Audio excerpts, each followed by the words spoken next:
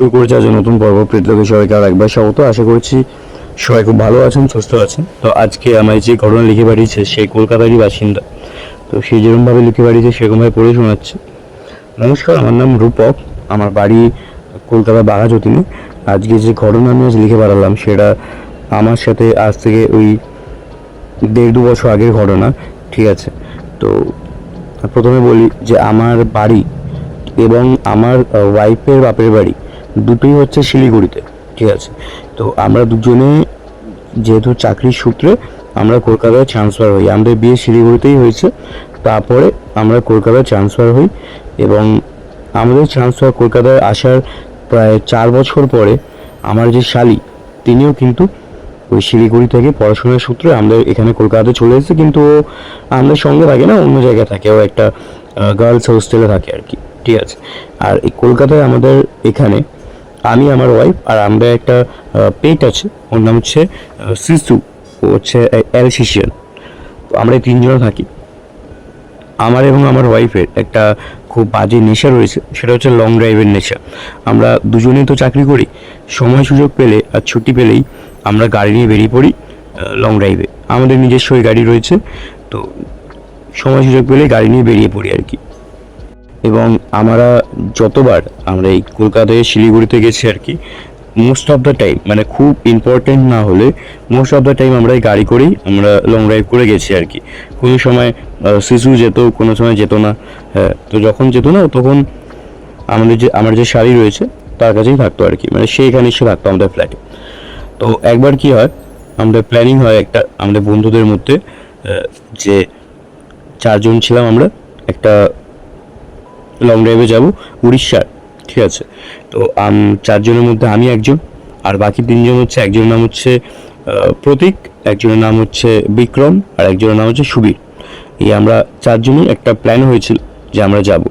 তো যেদিনকে যাব আর কি, আমাদের প্ল্যান যেদিনকে আমরা রওনা দেবো, ঠিক তার আগের দিনকেই কি হয়, আমার বাড়ি থেকে, শিলিগুড়ি বাড়ি থেকে খবর আসে যে আমার ঠাকুমা নাকি মারা গেছে। তো আমাদেরকে যেতে হবে। তো আমি আর আমার ওয়াইফ তাড়াতাড়ি করে সেখানে যাই, ফ্লাইটে করে গেছিলাম। সেখানে যাই, গিয়ে সব কাজ ফাজ করে আসি এবং সেই বাড়িতে, শিলিগুড়ি বাড়িতে আমার বাবা মা, আমার এক কাকা কাকি এবং ঠাকুমা থাকতো, কিন্তু ঠাকুমা তো মারা গেল। তো যাই হোক, এখন 4 জনের বাড়িতে, এবং আমার যে বাড়ি শিলিগুড়িতে তার থেকে হয়তো 15-20 মিনিটের ডিস্টেন্সেই হচ্ছে আমার ওয়াইফের বাপের বাড়ি। তো যাই হোক, সেও দেখা করে এলো। তো আমরা ফিরে এলাম একদিন থেকে। তারপরে কি হয়, যেদিন যেই সপ্তাহে এই ঘটনাটা ঘটলো আর কি, আমার ঠাকুমা মারা গেলেন, তারপরে কিন্তু যে পুরোহিত তিনি বলেছিলেন যে গয়ে একটা পিণ্ডদান দিতে। তো যেহেতু আমার কাজ আছে, অফিস রয়েছে, তো আমার বাবা কাকা দুজনেই বললো যে তোকে থাকতে হবে না, তুই চলে যা, আমরা গিয়ে দিয়ে আসবো। মানে বাবা কাকা দুজনে গিয়ে দিয়ে আসবে আর কি। বললাম ঠিক আছে, যাও, তোমাদের একটু ঘোরাও হবে। তা আমি ফিরে এলাম ওয়াইফকে নিয়ে। এবার যেদিনকে এই ঘটনা হয় আর কি, তারপরের সপ্তাহেই আবার আমরা প্ল্যান করলাম যে আমরা একসাথে যাব। এবার তখন প্ল্যানটা হলো যে আমরা যে 4 জন যাচ্ছিলাম আর কি, প্ল্যানে ছিলাম, তারা তাদের ওয়াইফকেও সঙ্গে নেবে। কিন্তু তাদের মধ্যেই 4 জনের যে ওয়াইফ, তার মধ্যে 3 জনের হবে না, একজনের ওয়াইফের হবে। তো সেক্ষেত্রে আমরা কি করলাম, একজনের ওয়াইফকে নিয়ে গিয়ে তো কোনো লাভ নেই, তো তাকেও আমরা বারণ করে দিলাম। আমরা 4 জনের যে আগে প্ল্যানটা ছিলাম সেই প্ল্যানেই আমরা বেরোলাম। রাত্রিবেলা, শনিবার বেরিয়েছিলাম আর কি, রাত্রিবেলা তখন 12টা বাজে, সেই সময় আমরা বেরোই। ঠিক আছে, আড়াইটার সময় আমরা একটা ব্রেক নিই। এবার আমরা 4 জনের মধ্যে কিন্তু 4 জনই গাড়ি চালাতে পারতাম, এটা একটা ভালো প্লাস পয়েন্ট ছিল। তো আমরা যাই হোক, আড়াইটার সময় একটা ব্রেক নিই, একটা ছোট্ট চায়ের দোকান। ঠিক আছে, একবারে 2 লেনের রাস্তা, তো আমার সাইডে একটা ছোট্ট চায়ের দোকান। এবার চায়ের দোকানটা দেখে আমরা দাঁড়ালাম। এবার চা সিগারেট সবাই খাচ্ছি আমরা আর কি।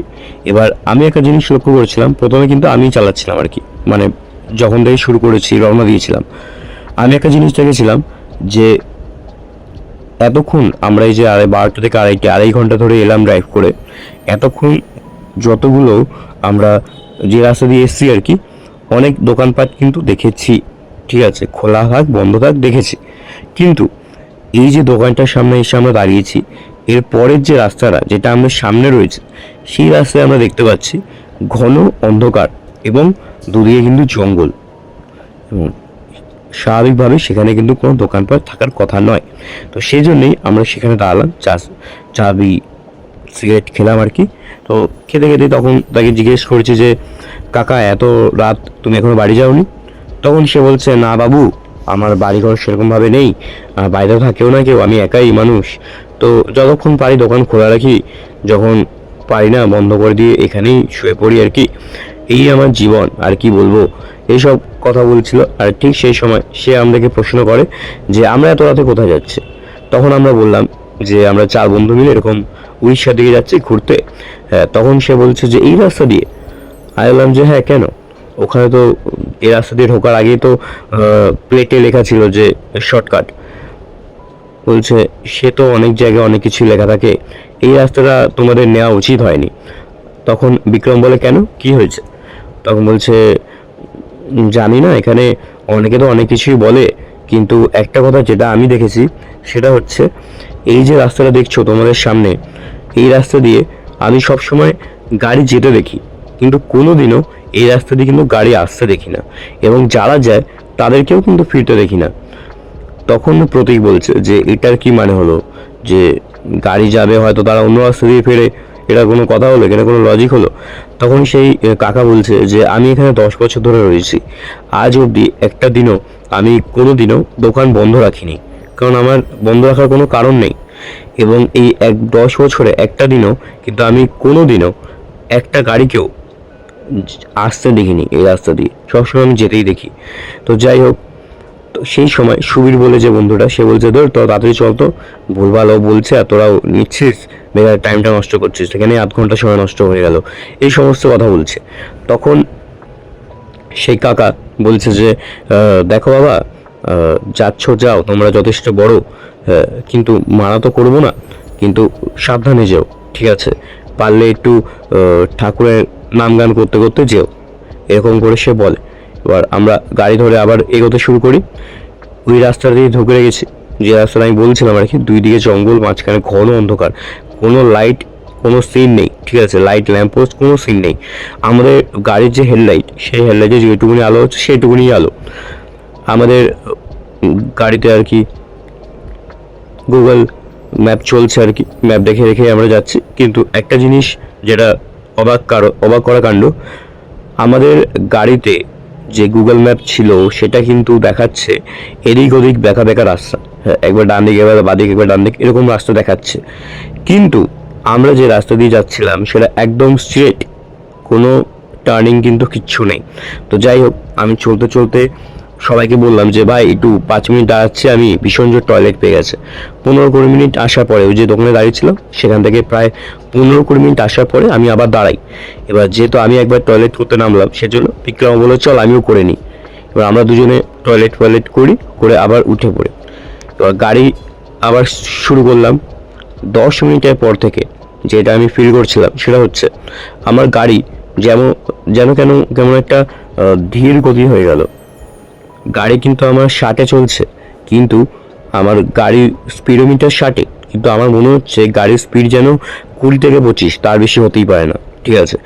বাকি 3জন বলছে যে কি রে, কি হলো তোর, গাড়ির স্পিড তুলছিস না, তা জোরে চালা, এরকম আস্তে আস্তে খালি রাস্তা চালাচ্ছিস কেন, তার মধ্যে এরকম অন্ধকারের মধ্যে, তাড়াতাড়ি বেরো এখান থেকে, এরকম করে সব বলছে। এবার আমি যতই চেষ্টা করছি গাড়ির স্পিড কিন্তু বাড়ছে না। এবার ওরা বাকিরা বলছে কি তো কি ঘুম পেয়েছে, শরীর খারাপ লাগছে, কি হয়েছে বল? আমি ওদেরকে বলছি যে গাড়ির স্পিড উঠছে না, আমার স্পিডোমিটারে 60, তারপরেও গাড়ির স্পিড উঠছে না। ওরা এই জিনিসটাকে বলছে এটা আবার হয় নাকি, এরকম কি সম্ভব, ভুলভাল বলছিস, তোর মনে হয় ঘুম পাচ্ছে, তুই পেছনে আয়। প্রতীক বলছে তোর মনে হয় ঘুম পাচ্ছে, তুই পেছনে আয়, আমি চালাচ্ছি, এরকম করে কথা বলছে। তো যাই হোক, চালাচ্ছি প্রায় 10 মিনিট 15 মিনিট এরকম করে চলেছে আর কি এই গতিতে। তারপরে হঠাৎ করে দেখছি যে গাড়ির স্পিড, যেটা আমার স্পিডোমিটার 60 দেখাচ্ছিল, এতটা বেড়ে গেল যেন সেটা 85 থেকে 90, তার কম নয়, ঠিক আছে? মানে যেটা এত আস্তে চলছিল 20-তে মনে হচ্ছিল, সেটাই মনে হচ্ছে এখন 90, ঠিক আছে? এতটা বেড়ে গেছে। তো তারপরে ওরা 3জন বলতে শুরু করলো কি রে এবার কি হলো, এতক্ষণ এত আস্তে চালাচ্ছিস, এখন আবার এত জোরে চালাচ্ছিস, হ্যাঁ তোর সমস্যাটা কি হচ্ছে, নাকি তোর কোনো সমস্যা হচ্ছে, শরীর খারাপ লাগছে, এইসব কথা তখন অনেকক্ষণ ধরে এইসব কথা বলা যাচ্ছে। আমি বলছি ভাই আমার গাড়ি আমার কন্ট্রোলে নেই, ঠিক আছে? এতক্ষণ ধরে আস্তে চলছিল, এখন আবার স্পিড বাড়িয়ে দিয়েছে। আমি জানি না কি হচ্ছে গাড়ির সাথে। এবার প্রায় 7 থেকে 8 মিনিট ওরকম স্পিড 90-তে চলার পরে হঠাৎ করে একটা টার্ন আসে, যে টার্নটা আমি দেখতেও পারিনি। আর আমি যে পুরো সোজা চলে যাই এবং গিয়ে একটা খালে পড়ে যাই। খাল বলতে কি একটা ছোট্ট মতনই খাল আর কি, একটা ডোবা মতো ছিল, পাক মতো, এবং আমার গাড়িটা ওখান দিয়ে নেমে যায়। হ্যাঁ, এবার যেখানে যে ধাক্কা মারে সেটা হচ্ছে গাছ ছিল আর কি, ডোবার যে পার, সেই পাড়েই একটা গাছ ছিল, লম্বা গাছ। সেই গাছের মধ্যে আমার গাড়িটা ধাক্কা মারে এবং সঙ্গে সঙ্গে আমরা চারজনে কিন্তু বেহুশ হয়ে ওখানে সেন্সলেস হয়ে গেছিলাম। অনেকক্ষণ পরে বিক্রমের সেন্স ফেরে, তো সেই আমরা তিনজনকে ডাকে। আমরা কোনোভাবে সেই গাড়ি থেকে বেরোই। বেরোনোর পরে দেখছি আলো জ্বালিয়ে যে আমাদের গাড়িটা চলতে রাস্তা দিয়ে আস্তে আস্তে নিচে নেমে একটা গাছের মধ্যে ধাক্কা মেরেছে এবং আমাদের সামনে বিশাল বড় একটা ডোবা, ঠিক আছে, এবং দেখে মনে হচ্ছিল নোংরা এবং যথেষ্ট গভীর, ঠিক আছে। তো আমরা চারজনেই বুঝতে পারি যে খুব জোর বেঁচে গেছিলাম আর কি আমরা। তো আমরা তারপরে ওখান থেকে উঠে আসি। উঠে এসে রাত তখন প্রায় 3:15-20 এরকম হবে, ঠিক আছে। আমরা অনেক গাড়ি ফাড়ি দেখি। আমরা একটা জিনিস লক্ষ্য করছিলাম, সেটা হচ্ছে ওই যে লোকটা বলেছিল যে কোনো গাড়ি এখান থেকে ফেরে না, একদম ঠিক কথা। আমরা অনেকক্ষণ প্রায় 3:15-20 থেকে 5টা-6টা অবধি আমরা ওই রাস্তায় বসেছিলাম, কিন্তু একবারের জন্য কোনো গাড়িকে ওই রাস্তা দিয়ে আমরা ফিরতে দেখিনি। হয়তো খুব যে হলে 3টে কি 4টে গাড়ি আমরা ওই 2 ঘন্টা কি 3 ঘন্টায় যেতে দেখেছি, কিন্তু একটা গাড়িকেও কিন্তু আমরা ফিরতে দেখিনি। আমরা তখন তারপরে সকাল হলো, ঠিক আছে, আমাদের পুলিশ লোকাল যে পুলিশ স্টেশন আর কি, সেখানে আমরা খবর দিলাম। তারাই গাড়িটাকে উদ্ধার করলো এবং আমরা বাড়ি ফিরে এলাম এবং বাড়িতে বললাম আর কি আমার ওয়াইফকে যে এরকম এরকম ঘটনা হয়েছে। তো তারপর গাড়িটা তো ওই লোকাল যে পুলিশ স্টেশন সেখান থেকে আমরা ছাড়িয়ে নিয়ে এসে ওটাকে ঠিকঠাক করে বিক্রি করে দিলাম, কারণ আমার ওয়াইফ বললো যে একটা অ্যাক্সিডেন্ট হওয়ার গাড়ি বাড়িতে রাখা উচিত নয়, ঠিক আছে। তো আমি বিক্রি করে দিয়েছিলাম, তারপরে একটা নতুন গাড়ি কিনি আর কি। তারপরে এই ঘটনা ঘটেছিল আমার সাথে 2024-এর ফেব্রুয়ারি লাস্টের দিকে, ঠিক আছে। এইবার ওই যে বাকি বছর 2024 থেকে ফেব্রুয়ারি থেকে মানে মার্চ থেকে বাকি যে পুরো বছরটা কিন্তু আমি আর কোথাও কোনো লং ড্রাইভে যাইনি। 2025 সালে জানুয়ারি মাসে আমি, আমার ওয়াইফ এবং শালি, আমরা তিনজন ঠিক করি যে আমরা তিনজন যাব শিলিগুড়ি লং ড্রাইভ করে। সেখানে আমরা 2 দিন থাকবো আমাদের বাড়ি। তারপর আমরা গাড়ি নিয়ে আবার যাব হচ্ছে দার্জিলিং, ঠিক গাড়ি করেই। এবার এখানে একটা কথা বলতে ভুলে গেছিলাম, সেটা হচ্ছে যে যখন আমরা ওই সেদিনকে রাতের বেলা আর কি, যখন আমরা গাড়ি থেকে বেরিয়েছিলাম, ঠিক আছে, তখন আমি আর বিক্রম দুজনেই শুনতে পেয়েছিলাম একটা কথা আমাদের কানের মধ্যে, যে এই যাত্রায় বেঁচে গেলি পরের যাত্রায় কিন্তু আর বাঁচবি না।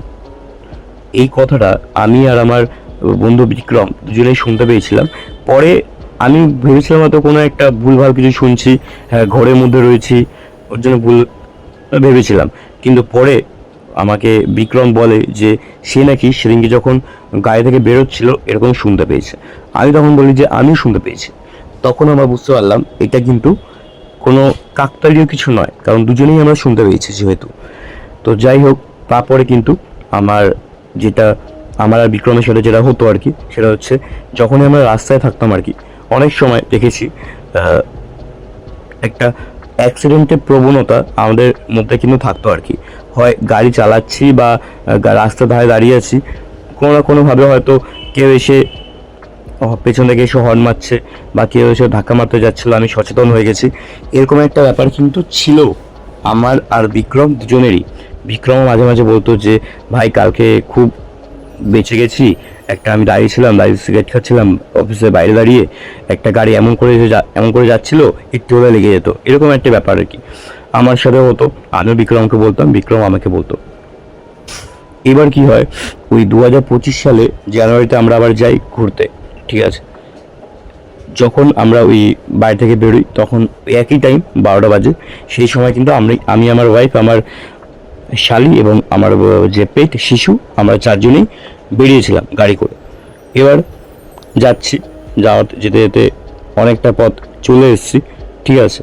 তো সেই সময় একটা হাইওয়েতে বেশ খানিকটা এসে দেখছি যে সামনে কাজ হচ্ছে, আমরা দাঁড়িয়ে পড়ি। এবার যারা কাজ করছিল আর কি তারাই একটু এগিয়ে এসে আমাদের বলছে, স্যার এই রাস্তা দিয়ে যেতে পারবেন না, আপনারা অন্য রাস্তা নিয়ে নিন, এই রাস্তায় কাজ হচ্ছে, কখন খুলবে কেউ কোনো গ্যারেন্টি নেই। তো আমরা গাড়ি পিছিয়ে আবার অন্য রাস্তা ধরলাম। যে রাস্তাটা ধরেছিলাম সেই একটা 2 লেনের রাস্তা, দুদিকে কী রয়েছে কিছু বোঝা যাচ্ছিল না, মানে এতটাই সেই রাস্তাটা অন্ধকার ছিল। আমি ওই রাস্তাতে গাড়িটা ঢোকানোর সময় না একবার দাঁড়িয়ে গেছিলাম। আর সেই সময় ঠিক ওই দিনের রাতের কথাটা আমার মনে পড়ে গেছিলো।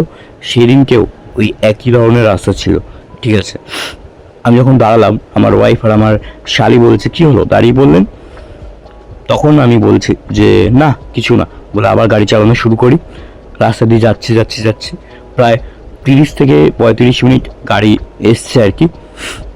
আমার আর আমার ওয়াইফের দুজনেরই মনে হচ্ছিল যে রাস্তাটা খুব একটা ভালো নয়, সুবিধের নয়, ঠিক আছে, কিন্তু যেতে হবে, পেছনে তো ফেরা যাবে না, অনেকটা রাস্তা চলে এসেছি। প্রায় 30-45 মিনিট আমরা ওই রাস্তায় চলে এসেছি। কিন্তু একটা জিনিস যেটা হচ্ছে, আমাদের হেডলাইটের যে আলো, সেই আলোয় আমরা যেটুকুনি দেখছি শুধু সেইটুকুনি। আমাদের পাশে দুই দিকে গাড়ি দুই পাশে আর কি কী রয়েছে, জঙ্গল, নদী, নালা কী রয়েছে কিচ্ছু আমরা বুঝতে পারছি না, এতটাই অন্ধকার। আমার শালি হঠাৎ করে বলছে, জামাইবাবু একটা কথা বলি। আচ্ছা হ্যাঁ বলো। বলছে গাড়িটা আপনি ব্যাক করে অন্য রাস্তা দিয়ে চলুন, আমার না ঠিক ভাল লাগছে না। হ্যাঁ, সিসিও কীরকম গুম গুম করে আওয়াজ করছে। আমি কিছুক্ষণের জন্য ভাবলাম যে হ্যাঁ ঠিকই বলছে, এই রাস্তায় বেকার কোনো লাভ হবে না। আর তার থেকে বড় কথা, আমার ওই দিনের রাতের কথাটাও মনে পড়ে যাচ্ছিল বারবার। তো তারপরেও এই কথাটা বলার পরেও প্রায় 5-7 মিনিট গাড়ি চালানোর পরে আমি দেখছি যে সামনে যে রাস্তা দিয়ে আমরা যাচ্ছি আর কি, সেই রাস্তাতেই সামনে একটা গাড়ি দাঁড়িয়ে রয়েছে এবং তার সামনে 2-3জন লোক।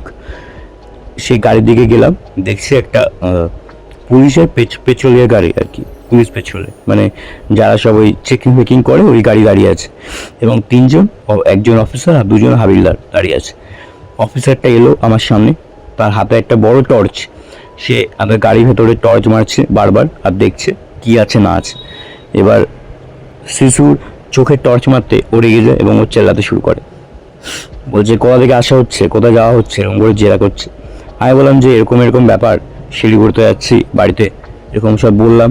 তারপরে বলছে যে ঠিক আছে যান, সাবধানে যাবেন। আমি জিজ্ঞেস করলাম যে এই রাস্তা দিয়ে কতক্ষণ যেতে হবে মেন রোড যাওয়ার জন্যে, হাইওয়েতে ধরার জন্যে? বলছে এখান থেকে এখনও 45 মিনিট 1 ঘন্টা তো লাগবে, ঠিক আছে। তারপরে আমি যখন স্টার্ট দেবো গাড়ি, তখন বলছে যে দাঁড়া একটা কথা বলি। আচ্ছা হ্যাঁ বলুন। এই রাস্তা দিয়ে যাচ্ছেন যান, কোনো সমস্যা নেই, কিন্তু একটা কথা মাথায় রাখবেন, ভুলবেন না, কেউ যদি কোনো হেল্প চায়, কেউ যদি ডাকে বা কোনো যদি সারা শব্দ শুনতে পান, কোনোভাবেই দাঁড়াবেন না, একদম স্ট্রেট গাড়ি চালিয়ে বেরিয়ে যাবেন। কোনো রকমভাবে দাঁড়ানোর চেষ্টা করবেন না। যে যাই বলুক, যে যাই হেল্প চাক ডাকুক, যত ডাকুক, কোনো সারা শব্দ দেওয়ার দরকার নেই, স্ট্রেট চালিয়ে বেরিয়ে যাবেন। যদি আপনার গাড়ি মাঝখানেও চলে আসে, স্ট্রেট চালিয়ে বেরিয়ে যাবেন, ঠিক আছে। তখন আমার শালি বলছে যে কেন, কি হয়েছে এখানে, ডাকাত চোরের উপদ্রব নাকি? তখন ওই সেই পুলিশ অফিসার আর কি আমার শালির দিকে একবার দেখলো, দেখার পরে আর কিছু না বলে আমাকে বললো যে মনে রাখবেন যেটা বললাম, বলে যান। তো আমরা চলতে শুরু করলাম আরেকবার।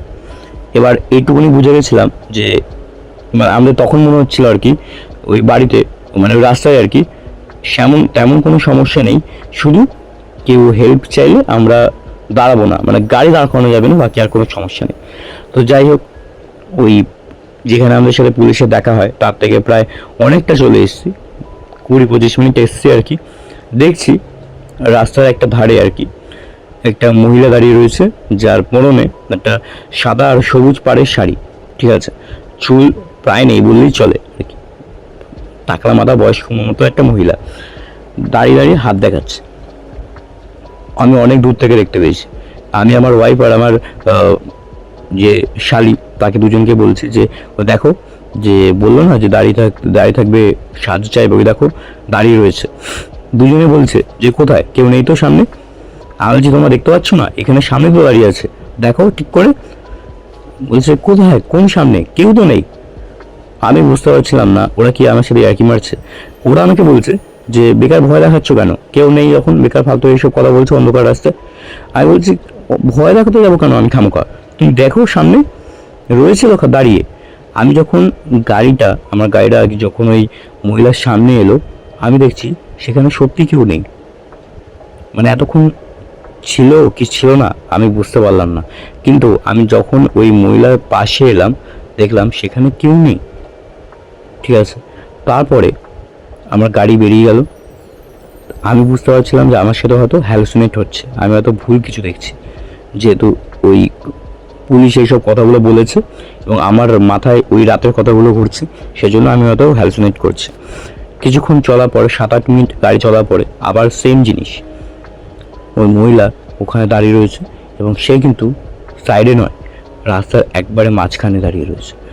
আমি বলছি, আবার তাদেরকে বললাম যে এবার দেখতে পাচ্ছ, দেখো মাঝখানে দাঁড়িয়ে রয়েছে। তারা আবার এক কথা বলছে যে তুমি খামোখা ইয়ার্কি মারছো কেন এই রাস্তায়, বেকার ভয় দেখাচ্ছ, কেউ নেই যখন বেকার এক কথা কেন বলছো।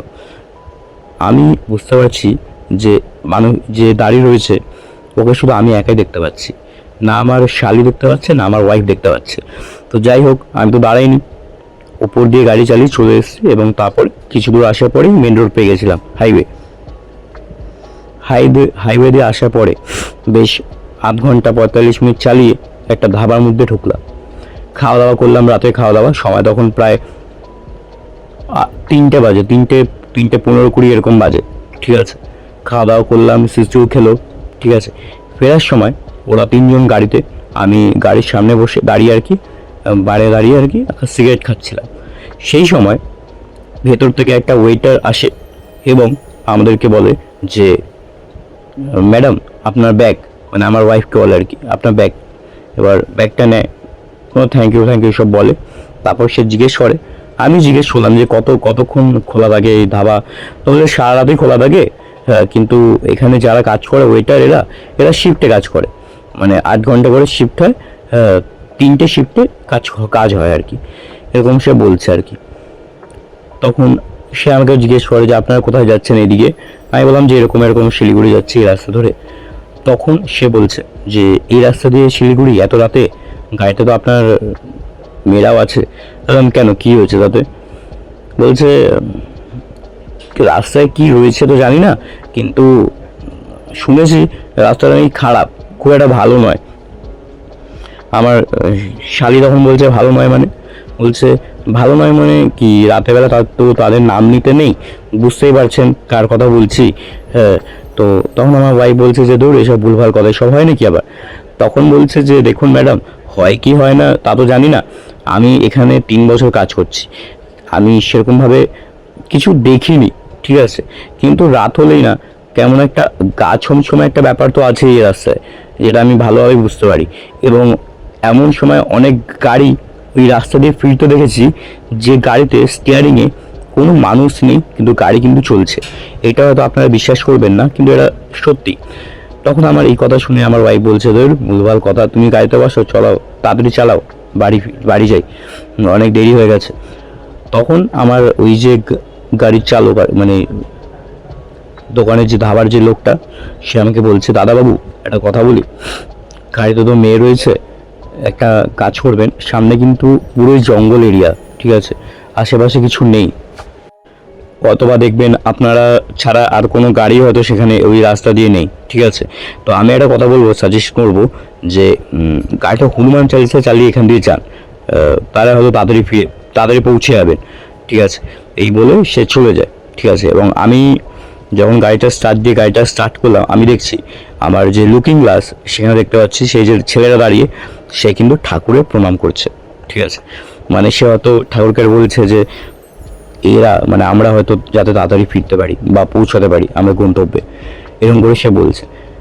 তো তারপরে গাড়ি ঢুকলো ওই রাস্তায়, আবার সেই সেম রাস্তা, একটা জঙ্গলের মাঝখান দিয়ে রাস্তা।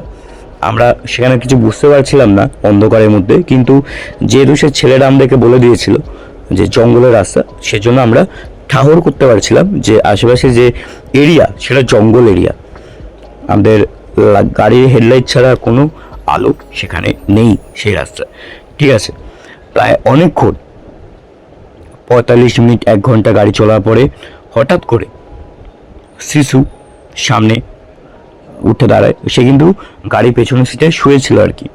সে কিন্তু উঠে দাঁড়ায় এবং আমার গাড়িতে একটা সিস্টেম রয়েছে, যেটা হচ্ছে যদি কোনো আমার গাড়ির সামনে যদি কোনো অবস্টিকেল আসে, মানে কোনো মানুষ বা কোনো গাড়ি, মানে কোনো বাধা বিপত্তি যদি আসে, তাহলে আমার গাড়ি আমাকে ওয়ার্নিং দেয় এবং আমার গাড়ি যদি বহুত স্পিডে থাকে তাহলে কিন্তু স্পিডটাকে নিজে থেকে কমিয়ে দেয়। ঠিক আছে, এবং সেই সময় যেটা হচ্ছিল আমার গাড়িতে সেই রাতের মতো কিন্তু গাড়ির স্পিড কমে গেছিল। আমি বুঝতে পারছিলাম না যে সেটা কি হচ্ছিল, কারণ এই যখন গাড়ির স্পিডটা কমে যায় আমার কিন্তু সেই দিনকে রাতের কথাটা মনে পড়ে যায় যে সেই রাতে কি হয়েছিল। আমার ওয়াইফ আর আমার শালি বলছে যে এত ধীরে চালাচ্ছ কেন, তাড়াতাড়ি চালাও। আমি বললাম দেখো স্পিডোমিটারে 60, কিন্তু গাড়ি চলছে যেন মনে হচ্ছে 20 থেকে 25, একদম ঠিক সেই রাতের মতো। ঠিক আছে, গাড়ি চলছেই না, গাড়ি আমি টানতেই পারছি না।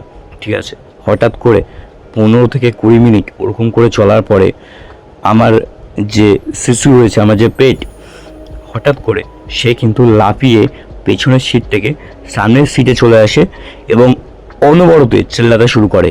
এবং আমার গাড়ির যে স্ক্রিন রয়েছে সেখানেও কিন্তু ওই যে ওয়ার্নিং সেটা কিন্তু দেখাচ্ছে যে সামনে কোনো অবস্টিকেল রয়েছে, কোনো বাধা রয়েছে গাড়ির স্পিডটা কমানো বা দাঁড় করানোর জন্য। কিন্তু আমার গাড়ি কিন্তু সেই সময় যেটা এতক্ষণ 20-তে ছিল সেটা কিন্তু একদম অনেক হাই স্পিডে চলে যাচ্ছে, মানে মনে হচ্ছে সেই রাতের মতনই 90-95 এরকম চলছে। আর আমার যে ওই গাড়ির যে টেকনিক্যাল আর কি, সে কিন্তু অনবরত ওয়ার্নিং দিচ্ছে গাড়ির স্পিড কমানোর জন্য, কিন্তু সেও চেষ্টা করছে গাড়ির স্পিড কমানোর জন্য, কিন্তু পারছে না। আর শিশু বারবার অনবরত চিল্লিয়ে যাচ্ছে। একেই তো আমাদের জানলা বন্ধ। ঠিক আছে, ওই জানলা বন্ধের মধ্যে একটা বদ্ধের মধ্যে ও যদি যেরকম করে চেল্লাবে, একটা কুকুরের চেল্লানোর শব্দে কান ফান আমাদের ফেটে যাচ্ছিল। আর ও বারবার না আমাদের সামনের যে গ্লাস আর কি, সে গ্লাস দিয়ে বাইরে দেখার চেষ্টা করেছে বাইরে কি রয়েছে, ওইটা বারবারও দেখার চেষ্টা করছিল আর কি। তো কিছু দেখতে পারছিল না।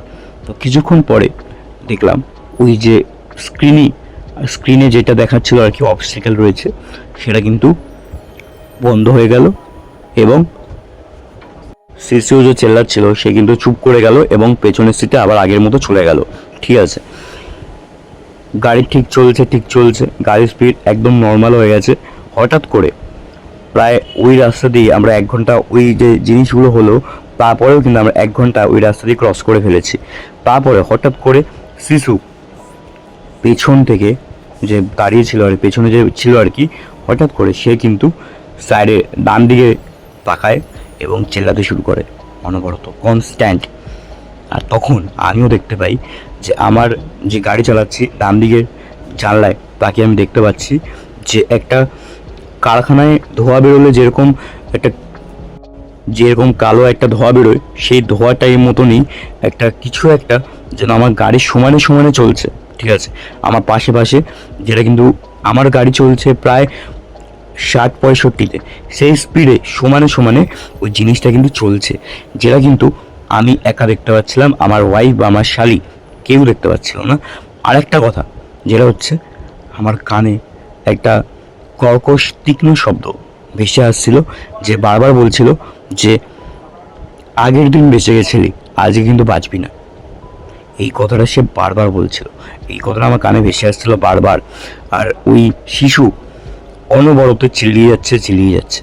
ঠিক আছে, হঠাৎ করে ওরকম দেখছি আমার শালি আর আমার ওয়াইফ বলছে, তুমি বারবার সাইডে কেন দেখছো, তুমি সামনে তাকাও, অন্ধকার রাস্তার মধ্যে তুমি সামনে তাকিয়ে গাড়ি চালাও, বারবার কোনো সাইডে দেখছো কেন। হঠাৎ করে আমরা দেখতে পেলাম যে সাইডের যে জিনিসটা রয়েছে সেটা কিন্তু চলে গেল আর নেই, আর শিশুও কিন্তু চুপ করে গেল। তারপরে 5-7 মিনিট পরেই ফাড়াম করে একটা আওয়াজ হলো আমাদের গাড়ির ছাদে, যেন মনে হলো কিছু একটা পড়লো। আর সেই সময় আমাদের যে গাড়িটা, সেই পুরো গাড়িটা কিন্তু একটা বেসামাল হয়ে গেছিলো, একটু এদিক ওদিক টলে গেছিলো, এতটা ঝোরে কিছু একটা আমাদের গাড়ির মধ্যে পড়েছিল। তারপরে আমরা দেখছি গাড়ির উপর থেকে মানে ছাদ থেকে কিছু একটা বেয়ে বেয়ে আমার জানলার জানলার না, আমার গাড়ির যে সামনে যে ফ্রন্ট মিরার সেখান দিয়ে কিন্তু নেমে নেমে আসছে। এবং আমার যে সামনে যে বনেট, গাড়ির যে বনেট সেখানে এসে বসে রয়েছে। আমি দেখছি একটা অশরীরী আত্মা, যার শরীরে মাংস বলতে সেরকমভাবে কিছু নেই, জাস্ট একটা কঙ্কাল এবং তার উপরে একটা চামড়া প্রলেপ, একদম হাড়গোড় সমস্ত বোঝা যাচ্ছে আর কি। এবং চোখগুলো কালো কুচকুচে ভেতর দিকে ঢুকে আছে এবং একটা অদ্ভুত হাসি সে হাসছে। তার হাসিতে আমাদের সবার কান ফেটে যাচ্ছিল এবং শিশু কিন্তু ওকে দেখে অনবরত কান্নাকাটি করতে শুরু করেছে। তার মাথায় কিন্তু চুল নেই বললেই চলে, কিন্তু যেটুকুনি চুল রয়েছে হাতে গোনা যাবে, সে চুলগুলো তো ওদিকে উড়ছে। হ্যাঁ, আর সে একবার একটাই কথা বলে যাচ্ছে, আগের দিন তুই বেঁচে গেছিলি, আজকে তুই বাঁচবি না। একটা কথা সমানে সে বলে যাচ্ছে। আমি যতবার ওই গাড়িটাকে আমি এদিক ওদিক করার চেষ্টা করছি যাতে সে ছিটকে হয়তো পড়ে যেতে পারে, কিন্তু সে কিন্তু যেখানে ছিল আমার বনেটে সেখানে বসে রয়েছে কনস্ট্যান্ট। এবং আমি আমার সামনে কি রয়েছে কিচ্ছু দেখতে পাচ্ছিলাম না। আমি আন্দাজে গাড়ি চালাচ্ছিলাম এবং আমার কপাল ভালো ছিল যে ওই সময় গাড়িটা একদম স্ট্রেট রাস্তা দিয়ে চলছিল, কোনো টার্নিং ছিল না। 5 মিনিট ধরে ওই জিনিসটা হওয়ার পরে আমি আমার গাড়িতে, আমার শালি আর কি বুদ্ধি করে আমার গাড়িতে হনুমান চালিসা চালিয়ে দেয় এবং তারপরে কিন্তু ওই যে আত্মাটা রয়েছে আমার গাড়ির বনেটের মধ্যে সে চেল্লামিল্লি করতে শুরু করে। কিছুক্ষণের মধ্যেই সে চলে যায়। গাড়ি আর সামনে কিচ্ছু নেই, সমস্ত কিন্তু কিছু ফাঁকা হয়ে যায় এবং শিশু যে কাঁদছিল সে কিন্তু চুপ করে যায়। ঠিক আছে, তারপরে ওই রাস্তাটা আমাদের শেষ হয়, যে রাস্তা দিয়ে আমরা এতক্ষণ ধরে আসছিলাম, সাফার করলাম, সেই রাস্তাটা আমাদের শেষ হয়। আমরা একটা হাইওয়েতে উঠি, ওঠার পরে আমরা একটা ছোট্ট করে ব্রেক নিই 10 মিনিটে। ব্রেক নেওয়ার পরে আমরা একবারে টানা বেরোই আর শিলিগুড়িতে পৌঁছোই আমাদের বাড়িতে সকাল 10টায়। আমাদের মা জিজ্ঞেস করে, আমার মা, যে তোদের তো আসার কথা ছিল 8টার সময়, 2 ঘন্টা লেট কী করে হয়ে গেল। আমার ওয়াইফ তাকে সমস্ত ঘটনা বলে যে কী কী হয়েছে। তারপরে সে আমার মা আর কি আমাদের যে কুল পুরোহিত রয়েছে আর কি, তাকে আমাদের বাড়িতে ডাকে এবং একটা পুজো দেয় আমাদের 3 জন এবং আমাদের যে পেট শিশু সবার নামে, 4 জনের নামে। আমাকে জিজ্ঞেস করে যে সেই পুরোহিত, যে 1 বছর আগে কোনো জঙ্গলে গেছিলি, জঙ্গলের মধ্যে দিয়ে যাচ্ছিলি? আমি বললাম হ্যাঁ। আমি বললাম কী হয়েছিল সেদিনকে বল। আমি এরকম এরকম বললাম, বন্ধুদের সাথে গেছিলাম, একটা চায়ের দোকানে দাঁড়িয়েছিলাম, সে চায়ের দোকানে লোকটা বলছিল আমরা যেতে না, আমরা তাও গেছিলাম। তারপরে একটা জায়গায় টয়লেট করেছিলাম, তারপর আমরা যেতে যেতে এরকম একটা অ্যাক্সিডেন্ট হয়েছে। তখন সেই পুরোহিত বলে, তোরা যেখানে নেমে টয়লেট করেছিলি সেখানেই কিন্তু ওই যে মহিলাটা যারকে তুই দেখতে পেয়েছিস, সে কিন্তু তার বাস ওখানে। তুই ওর বাস জায়গায় টয়লেট করে জায়গাটা নোংরা করেছিস বলেই ও কিন্তু তোর আর বিক্রমের দুজনের পেছনে পড়ে গেছিল। তোরা অফিসে থাকাকালীন কিন্তু অনেকবার যখন তোরা রাস্তায় থাকিস তখনও কিন্তু অনেকবার এরকম হয়েছে যে তোদের ওপর অ্যাক্সিডেন্ট হওয়ার একটা প্রবণতা ছিল। এই জিনিসগুলো কিন্তু ওই করাতো। ঠিক আছে, এবার যেহেতু তোরা সেদিনকে কালকে এরকম একা ছিলি আর কি, জঙ্গলের রাস্তা দিয়ে এসেছিলি, সেজন্য তোরা মারতে চেয়েছিল। কিন্তু ওই দিনকে যে তোদের সাথে হয়েছিল আর কি, তোরা বেঁচে গেছিলি শুধুমাত্র তোর ঠাকমার জন্যে। কারণ ঠাকমার যেহেতু পিণ্ডদান হয়নি, তোর ঠাকমার মুক্তি পায়নি, আর ঠাকমা ওই সময় তোর সঙ্গেই ছিল এবং ঠাকমাই তোকে বাঁচিয়েছিল। গাড়িটাকে ওই গাছের মধ্যে আটকে দেয় যাতে তোরা বেঁচে যাস আর কি। ওই যাত্রায় তুই তোর ঠাকমার জন্যই বেঁচে গেছিলি। তো এই সব হয়, তারপর পুজো দেওয়া হয়, তারপর থেকে কিন্তু আর কোনো সমস্যা হয়নি, ফেরার সময়ও কোনো সমস্যা হয়নি। তো এটা ছিল ঘটনা। আশা করি আপনাদের ভালো লাগলে লাইক, কমেন্ট, শেয়ার এবং সাবস্ক্রাইব করে দেবেন চ্যানেলটা, এবং আপনার বন্ধুবান্ধব, পরিবার পরিজন সবার সাথে এই ঘটনা শেয়ার করুন। আশা করি তাদেরও ভালো লাগবে। দেখা হচ্ছে পরের ভিডিও, ততদিন ভালো থাকবেন, সুস্থ থাকবেন, ধন্যবাদ।